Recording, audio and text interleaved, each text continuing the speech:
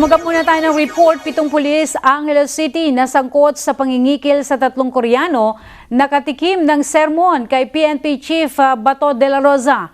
May report si Mar Gabriel. Nakatikim ng sermon at mura kay PNP Chief Ronald Bato de la Rosa ang 7 pulis dito sa Angeles City na sangkot sa pambubugbog at pangingigil sa 3 Koreano noong Disyembre. Sa pagbisita ni Bato dito sa Angeles City Police Office, galit na galit niyang hinarap ang mga sangkot na pulis. Sa sobrang galit ni Bato, pinag-frontline position niya mga ito ng halos 10 minuto habang sinesermonan.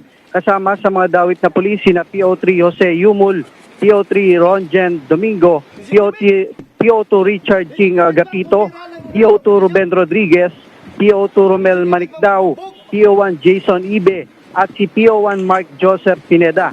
Samantala, welcome development naman para sa pamunuan ng PNP ang pagdulog kahapon sa CIDG Region 3 ng isa sa 3 Koreano na nabiktima ng pangingigil ng 7 pulis.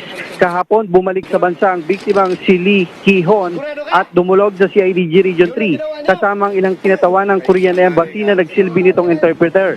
Sa harap nito, kumpiyansa si De La Rosa na ngayong may complainant sa kaso ay mabibigyan linaw ng insidente at magiging mabigat na ang kaso laban sa 7 pulis.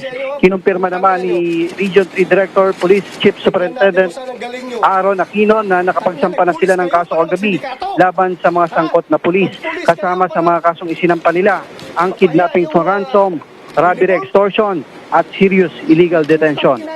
Para sa Eagle News, Mar Gabriel, I'm 1 with 25.